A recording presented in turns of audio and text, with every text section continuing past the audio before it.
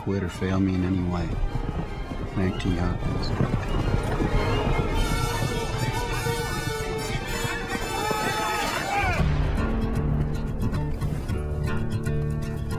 An endurance race is an equestrian competitive event that travels long distances. A test of stamina for a person, horse, the one that can go the greatest distance, the shortest amount of time. And is judged by the condition of the horse at the end of the race.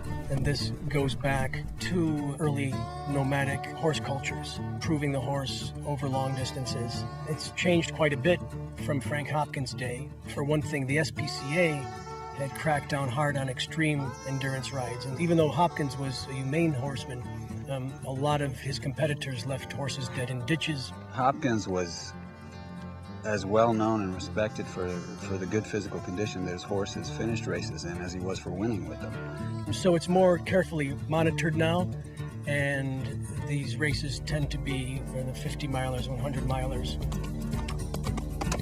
This is my horse Chucky. He's a descendant from the Spanish Mustangs brought over by the conquistadors when they were first exploring America. I've had my horse since he was a young colt. He's 7 years old.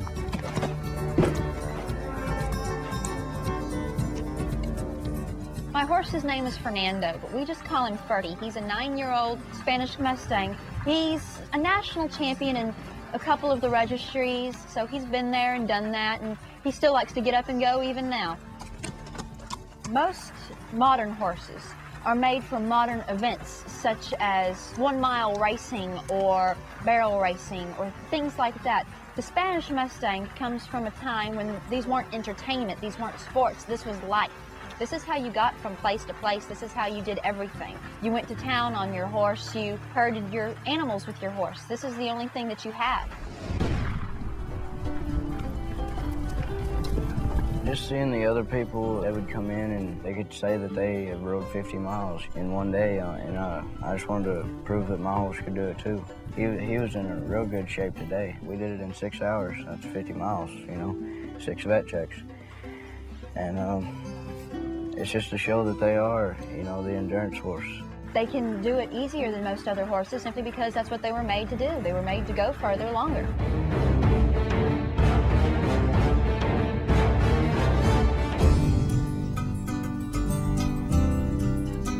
These little horses can teach you a lot. These little horses is smart. I mean smart. They've got something that'll get a hold of you, I'll tell you.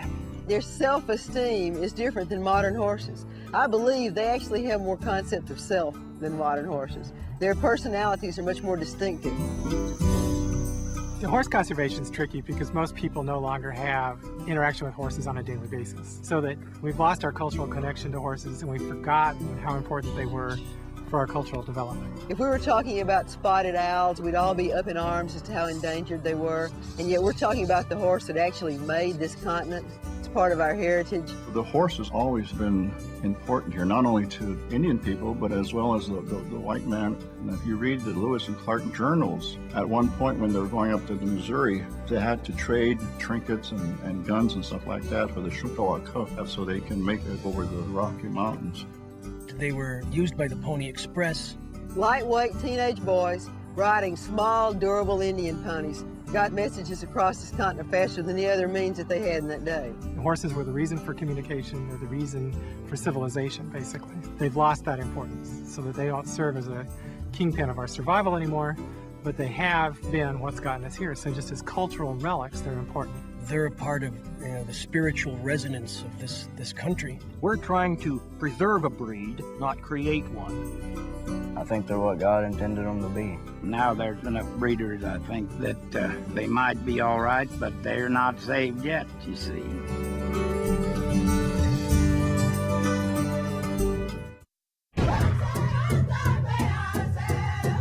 Another hope that I have for the future is seeing this horse returned to the native people and seeing the native people and the native youth especially reconnect with the horses that are the descendants of their grandfathers' horses. It's a way to educate them, to keep them in touch with their culture Statistics on reservations are pretty horrid, really, and a large percentage of the kids are using when they're 12, 13 years old. It's something that has to be dealt with. Now, pulley mount. There you go. Traditionally, the children or the teenagers cared for the horses, and so we're just reinstituting the culture and bringing the kids back to the horses back to the kids. They need to know where they came from. A lot of these kids don't realize the history of this tribe. They don't know what happened at the Battle of Little Bighorn, for instance. So they need to be educated in this respect. One that I have brought down today has never been around a horse, and it's something that she's excited to get into. We'll start step by step, okay? A little scared? Okay, remember this is a horse he's very calm, well trained.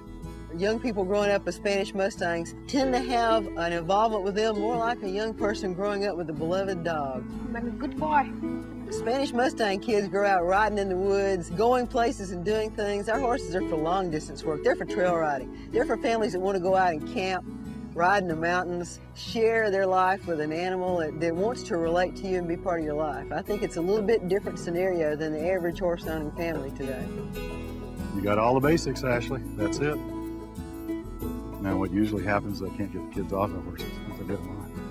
The young girl coming out here today was, you can see, it really made a difference to her to see that, you know. That's one of the most exciting parts of the whole preservation effort.